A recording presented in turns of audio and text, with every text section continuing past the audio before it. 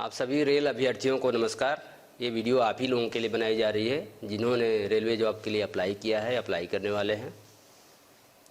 पिछले वर्ष रेलवे ने बहुत भारी संख्या में 1,54,000 यूथ को एम्प्लॉय किया है दिसंबर 2023 तक, और जिन्हें पदस्थापित कर दिया गया है या आवश्यकता अनुसार उन्हें ट्रेनिंग पे भेज दिया गया है।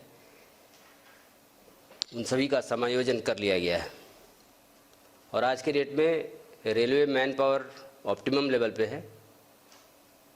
लेकिन ऐसी बात नहीं है कि और आवश्यकता नहीं है। जिस तरह से रेल का रैपिड ग्रोथ हो रहा है, जिस तरह से क्वांटम ग्रोथ हुआ है, जिस तरह से एक्सपेंशन हो रहा है, और चूँकि एक ये स्टाफ सेंट्रिक ऑर्गेनाइजेशन है तो इसमें स्टाफ की ज़रूरत होती है और हर वर्ष उसी पैमाने पे लोग रिटायर भी करते हैं। इसलिए हर वर्ष हर कैटेगरी में, ख़ास तौर से सेफ्टी कैटेगरी में, तो उसमें तो हम वैकेंसी अफोर्ड ही नहीं कर सकते, तो उनको भरना ही होता है।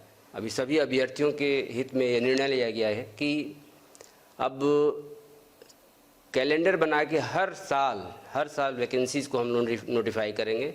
हर वर्ष नियुक्ति की प्रक्रिया जारी रखेंगे बिना गैप के। जैसी जैसी वैकेंसीज होगी, depending on vacancies and requirement of course, तो इसके हिसाब से हम रिक्रूटमेंट करेंगे। ऐसे ही अभी जनवरी के महीने में एएलपी का नोटिफिकेशन हुआ जिसमें 5,696 वैकेंसीज़ के लिए नोटिफिकेशन निकला है। और जो जनवरी में नोटिफिकेशन हुआ है उसमें हमारा लक्ष्य है कि दिसंबर तक उस पूरे प्रोसेस को कंप्लीट कर लें और दिसंबर में हम एएलपी का 5,696 लोगों का पैनल दे दें। और जैसे ही पैनल वो समाप्त हो, चूँकि ये वैकेंसी एराइज होती जाती है, तो अगले वर्ष के लिए भी हम कैलेंडर जारी कर दें। इतना ही नहीं, जैसा कि स्टूडेंट्स का भी, जो हमारे यूथ है, उनका डिमांड था कि और भी वैकेंसीज़ कब आ रही हैं, कब आएंगी, तो उसको भी ध्यान में रखते हुए रेल मंत्रालय ने अभी हम लोगों ने इसको नोटिस में भी दे दिया है कि टेक्नीशियन कैटेगरीज में जिसमें 9,000 वैकेंसीज़ हैं, ऑलमोस्ट अनुमानित वैकेंसीज़ हैं, उसके लिए भी हम लोगों ने एक टेंटेटिव कैलेंडर दे दिया है कि 9,000 वैकेंसीज़ को फरवरी के महीने में 2024 में नोटिफाई करेंगे और एक साल में, यानी कि अगले साल फरवरी तक इसको कंप्लीट कर लेंगे। कंप्लीट करने के बाद एक नेक्स्ट साइकिल में हम नोटिफाई करेंगे, ताकि पूरे रिक्रूटमेंट प्रोसेस को टाइम बाउंड मैनर में हम इसको कंप्लीट कर पाएँ, संपन्न कर पाएँ। इसके अलावा रेल मंत्रालय ने एक बहुत बड़ा कदम उठाया है एज रिलैक्सेशन दे करके। कोविड के टाइम में, जैसा कि आप जानते हैं, 2-3 साल तक परीक्षाएं करना संभव नहीं हो सकी थी। बहुत सारे कैंडिडेट्स ओवर एज हो गए थे, तो उनको सम्मिलित करने के लिए, उनको भी अवसर प्रदान करने के लिए रेल मंत्रालय ने 3 साल का, 1 साल नहीं, 2 साल नहीं, 3 साल का एज रिलैक्सेशन दिया है, जो कि जिससे हमारे कैंडिडेट्स जो वंचित रह गए थे, जो चूक गए थे एग्ज़ाम देने से, हो पाएंगे, अपीयर हो पाएंगे आगामी होने वाले एग्ज़ाम्स में। तो एक बड़ा उनके लिए भी अवसर होगा। और इस संदर्भ में मैं कुछ और बातें ही बताना चाहूँगा अपने अभ्यर्थियों को कि जब भी नोटिफिकेशन निकलता है तो फॉर्म कैसे भरना है। फॉर्म फिलअप करने से ही आपका एग्ज़ाम शुरू हो जाता है, वहीं से, वो भी पार्ट है एग्ज़ाम देने का। तो बहुत से अभ्यर्थी बाद में बड़े हताश हो जाते हैं कि उनका फॉर्म रिजेक्ट हो गया।